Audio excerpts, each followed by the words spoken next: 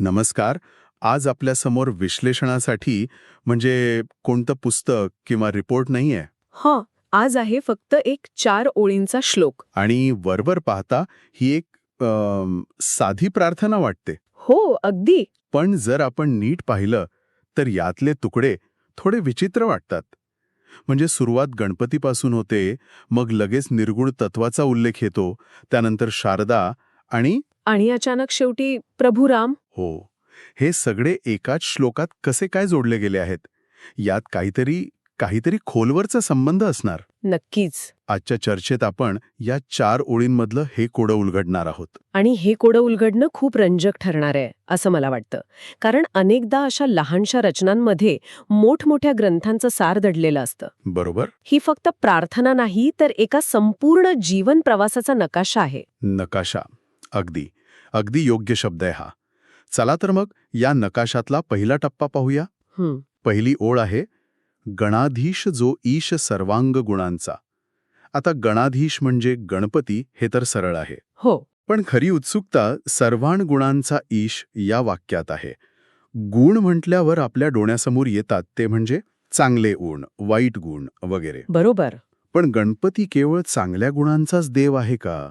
की इथे गुण या शब्दाचा काहीतरी अधिक व्यापक म्हणजे तांत्रिक अर्थ आहे? तुम्ही अगदी योग्य मुद्दा पकडला आहे. इथे गुण या शब्दाचा अर्थ आपल्या रोजच्या वापरातल्या चारित्र्याचे गुण यापेक्षा खूप मोठा आहे. अच्छा. भारतीय तत्वज्ञानात, विशेषतः सांख्य दर्शनात, गुण म्हणजे प्रकृतीची म्हणजेच या संपूर्ण भौतिक जगाची 3 मूळ अंग: सत्व, रज आणि तम. ओके, म्हणजे हे अधिक मूलभूत स्तरावरचं आहे. सत्व, रजतम, आपण हे शब्द ऐकले आहेत, पण त्यांचा नेमका अर्थ काय आहे, बरोबर? हो. सोप्या भाषेत सांगायचं तर सत्व म्हणजे संतुलन, प्रकाश, ज्ञान. रज म्हणजे क्रियाशीलता, ऊर्जा, गती. आणि तम म्हणजे जडत्व, अंधार, अज्ञान. प्रत्येक जीव आणि त्यांचे स्वभाव बनलेले आहेत. कोणतीही गोष्ट या 3 गुणांच्या पलीकडची नाही. वा, म्हणजे माझ्यासमोर असलेला हा माईक, तुमचा आवाज, झाडाचा रंग, सगळं काही या 3 गुणांच्या मिश्रणातून बनलंय. अगदी बरोबर. आणि जेव्हा श्लोकात गणपतीला सर्वान गुणांचा ईश म्हणजे सर्व गुणांचा स्वामी म्हटलं जातं, तेव्हा त्याचा अर्थ होतो की तो या संपूर्ण व्यक्त, दृश्य आणि सगुण सृष्टीचा स्वामी आहे. जे काही आपल्याला दिसतं, जाणवतं, अनुभवता येतं, त्या सगळ्याचा तो नियंत्रक आहे. म्हणजे ही सगुण ब्रह्माची उपासना आहे. अगदी. ईश्वराच्या त्या रूपाची उपासना ज्याला आकार आहे, गुणधर्म आहेत आणि जे आपल्या आकलनाच्या कक्षेत येऊ शकतं. हे खूपच वेगळं आहे. म्हणजे आपण गणपतीच्या मूर्तीला नमस्कार करतो तेव्हा आपण फक्त त्या मूर्तीला नाही, तर त्यामागे असलेल्या संपूर्ण सगुण विश्वाच्या नियंत्रक शक्तीला वंदन करत असतो. ही कल्पनाच खूप भव्य आहे. पण मग पुढची ओळ मला थोडी गोंधळात टाकते. कोणती? ती म्हणते, मुळारंभ आरंभ तो निर्गुणाचा. आता इथेच एक विरोधाभास वाटतो. पहिल्या ओळीत आपण सगुण रूपाची, गुणांनी भरलेल्या जगाची गोष्ट केली आणि लगेच दुसऱ्या ओळीत निर्गुणाचा, म्हणजे ज्याला गुणच नाहीत त्याचा उल्लेख येतोय. हे कसं काय? हा विरोधाभास नाही, तर एका प्रवासाचा पुढचा टप्पा आहे. आणि खरं सांगायचं तर यातच या श्लोकाचं सौंदर्य दडलेलं आहे. ओके. बघा, इथे 2 शब्द आहेत, आरंभ आणि मुळारंभ. आरंभ म्हणजे सुरुवात. हो.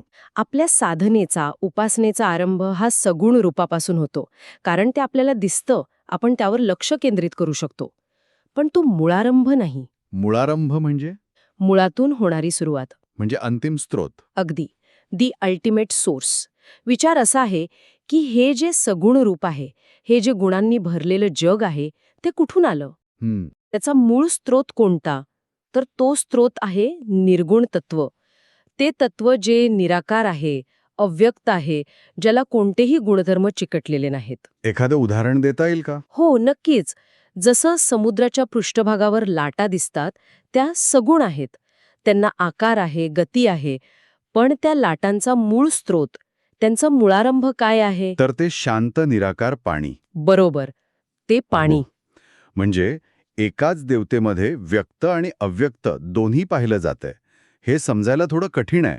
म्हणजे आपण गणपतीच्या मूर्तीकडे पाहतोय, जे एक सगुण रूप आहे, पण त्याच वेळी आपण त्यामागच्या निराकार तत्वाला वंदन करतोय, असं म्हणायचंय का? हो, अगदी तसंच. ही एक विलक्षण पद्धत आहे.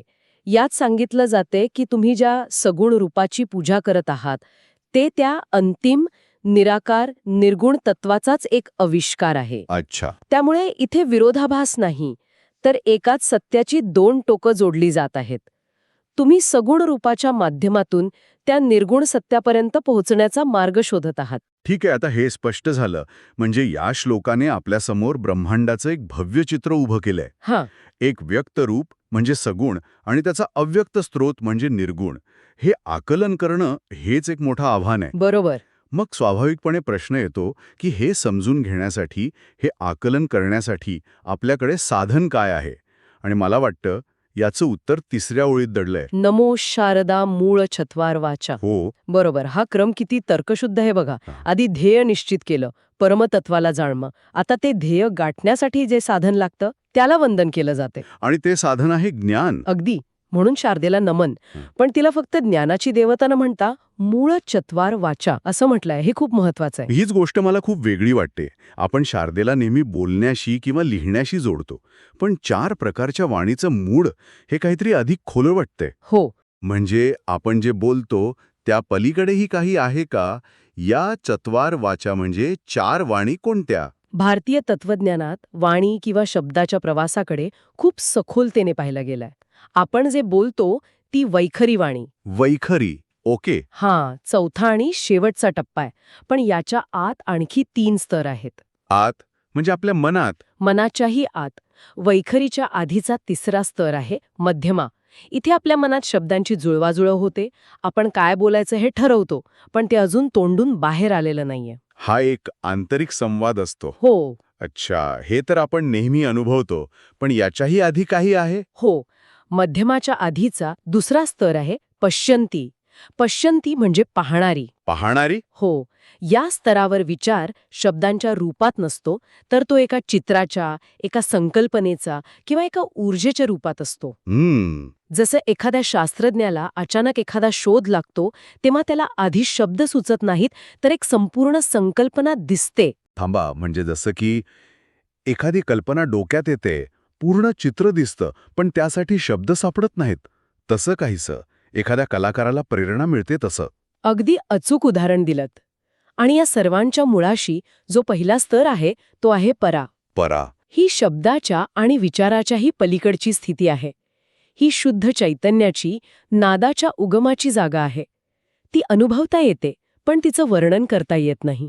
अरे देवा, म्हणजे जेव्हा श्लोकात शारदेला मूळ सत्वार वाचा म्हटलं आहे, तेव्हा तिचा संबंध केवळ बोलल्या जाणाऱ्या शब्दांशी नाहीये. नाही. तर विचारांच्या उगमापासून ते व्यक्त होण्यापर्यंतच्या संपूर्ण प्रक्रियेशी आहे. It's like the visible tip of an iceberg. Exactly. आपण फक्त वैखरी पाहतो, पण त्या खाली ज्ञानाचं आणि चैतन्याचं केवढं मोठं जग आहे. खरंय. म्हणूनच तिला मूळ म्हटलं आहे. ती त्या निर्गुण तत्वाला समजून घेण्यासाठी लागणाऱ्या प्रत्येक बौद्धिक आणि आंतरिक क्षमतेचा स्रोत आहे. आधी ब्रह्मतत्वाला वंदन स्पष्ट होतोय. आपण ब्रह्मांडाचं स्वरूप समजून घेतलं, सगुण आणि निर्गुण. मग ते समजून घेण्याचं साधन म्हणजे ज्ञान, त्याला वंदन केलं. आता प्रश्न उरतो, सो व्हॉट? बरोबर. हे सगळं तत्वज्ञान घेऊन करायचं काय? त्याचा रोजच्या जीवनात काय उपयोग? आणि मला वाटतं शेवटची ओळ याच प्रश्नाचं उत्तर देते. गमुपंथ आनंत या राघवाचा. आता इथे राघवाचा उल्लेख येतो. गणपती आणि शारदेनंतर थेट राघव म्हणजे श्रीराम. हा काय संबंध आहे? हाच या श्लोकाचा कळस आहे. याचा समारोप कृतीवर, आचरणावर होतो. हेच याचं वैशिष्ट्य आहे. म्हणजे हे फक्त बौद्धिक व्यायाम नाही. नाहीतर ते तसंच ठरलं असतं. मिळवलेलं ज्ञान आणि तत्वज्ञान यांना प्रत्यक्ष आचरणात आणण्याचा, एक आदर्श जीवन जगण्याचा हा संकल्प आहे. गमुपंथ या राघवाचा म्हणजे आता आपण त्या मार्गावर चालूया जो राघवाने दाखवला आहे. हो. आणि राघवाचा मार्ग म्हणजे नेमका कोणता मार्ग? तो मार्ग आहे मर्यादा, सदाचार, कर्तव्य आणि धर्माचा.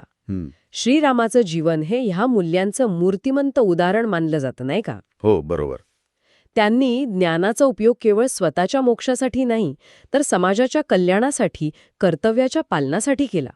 म्हणजे जे ज्ञान आपल्याला मिळालं त्याचा उपयोग एक नैतिक आणि जबाबदार जीवन जगण्यासाठी करायचा आहे. अगदी.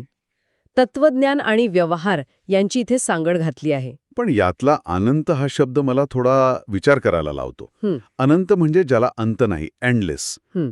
पण अनंत हा शब्द थोडा निराश करणारा नाही का वाटत? कसं काय? म्हणजे जर पोहोचण्याचं ठिकाणच नसेल तर चालत राहण्याची प्रेरणा कुठून मिळणार? काही जण म्हणू शकतील की हा एक व्यर्थ प्रवास आहे. खूप मार्मिक प्रश्न आहे हा. आणि यातूनच एक महत्वाचा दृष्टिकोन समोर येतो. कदाचित हा श्लोक आपल्याला सांगू पाहतोय की जीवनात ध्येय महत्वाचं आहे, पण त्याहून अधिक महत्वाचा आहे तो प्रवास. अच्छा.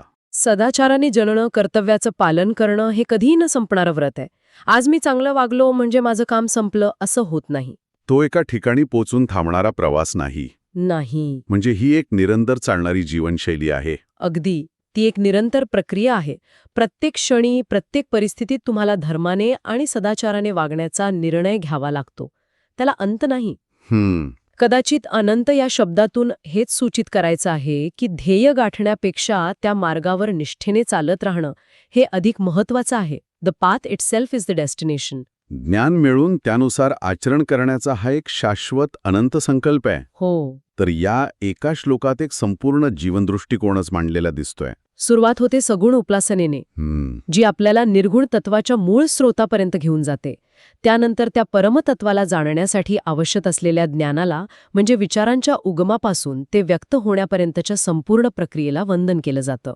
बरोबर. आणि शेवटी ते ज्ञान केवळ डोक्यात न ठेवता त्याला आचरणात आणण्यासाठी एका अनंत सदाचारी मार्गावर चालण्याचा निश्चय केला जातो. अगदी अचूक. या श्लोकाची रचनाच एका प्रवासासारखी आहे. तो केवळ एक प्रार्थना श्लोक नाहीये, तर तो साधनेचा एक संपूर्ण क्रम आहे. क्रम? हो. पहिली पायरी आहे उपासना, दुसरी आहे ज्ञान, आणि तिसरी आणि सर्वात महत्वाची पायरी आहे कर्म किंवा आचरण. उपासना, ज्ञान आणि कर्म. हो. या तिघांशिवाय साधना पूर्ण होऊच शकत नाही. उपासना ज्ञानाशिवाय आंधळी ठरू शकते, ज्ञान कर्माशिवाय पांगळ ठरू शकतं, आणि कर्म उपासनेशिवाय कोरडं ठरू शकतं. अगदी. आणि ह्या तिन्ही गोष्टी केवळ 4 ओळींमध्ये इतक्या सुंदरतेने एकत्र गुंफल्या आहेत, हे खरंच आश्चर्यकारक आहे. हे एक परिपूर्ण पॅकेज आहे. हो. आणि जाता जाता एक विचार करण्यासारखा प्रश्न मागे राहतोच. कोणता? श्लोकात म्हटलं आहे की राघवाचा पंथ हा अनंत आहे, त्याला शेवट नाही. आपण चर्चा केली की याचा अर्थ प्रवासाचं महत्त्व अधोरेखित करणं असू शकतं. पण याचा असाही अर्थ होऊ शकतो का की आध्यात्मिक साधनेचं अंतिम ध्येय हे कुठेतरी पोहोचणं, काहीतरी मिळवणं हे नसून प्रत्येक क्षणी योग्य असणं हेच आहे? आणि जर मार्गच अनंत असेल तर त्या मार्गावरून सातत्याने निष्ठेने चालत राहण्यातच जीवनाची खरी सार्थकता दडलेली आहे का?